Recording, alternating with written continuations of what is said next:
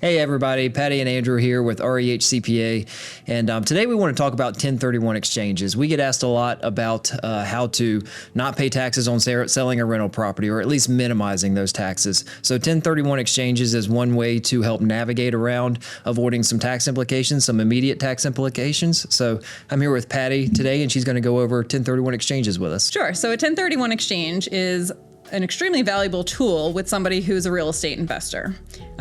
Whether you're using it for investing or business, if you're owning property and you're looking to sell it, then you can use a 1031 exchange, or also known as a like-kind exchange, to kind of defer the tax. So you're not avoiding it completely. You're just deferring the tax until a later date when you sell the property, the next future property at the end.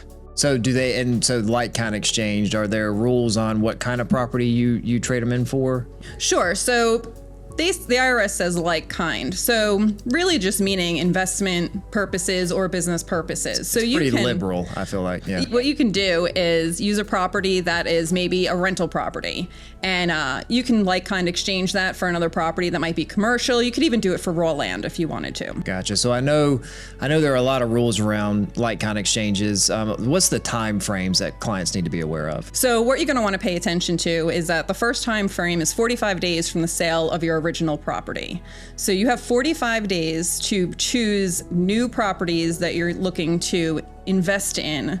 And you need to work with a qualified intermediary because you need to let them know of the properties you're interested in buying with this, with the funds from the like-kind exchange. So a qualified intermediary, that's like a person that actually facilitates these. Right. The qualified intermediary. It's not your CPA typically. It's not us. We can't actually do them for you. We can advise you on them, but someone else will have to do it. Right. There's a lot of companies out there. You want to make sure they're reliable, but what they'll do is they assist you the entire way, and then they also actually hold the funds for you. So when you sell the first property, you need to have this qualified intermediary in place prior to the sale of the first property.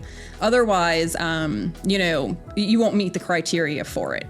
So all the funds will go into the qualified intermediary's escrow account, and they'll hold the funds until the purchase of the second property is made.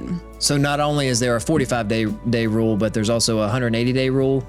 Right. So that 180-day rule is that your second property you purchase with the funds needs to be purchased within 180 days of the sale of the original property.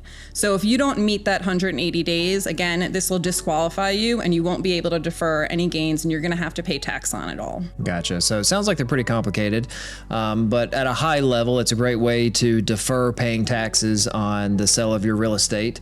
It's kind of a running joke around our firm, at least, is defer, then die. That's kind of the best way to get out of paying taxes on these, is you keep deferring the tax, and then when you eventually do pass away, whoever inherits your property gets a step up in basis. But anyway, yeah, that's really good information, Patty. If you're a client or a potential client that knows you may be selling some real estate or want to discuss your ways to at least minimize your tax liability, give us a call. We'd be happy to help.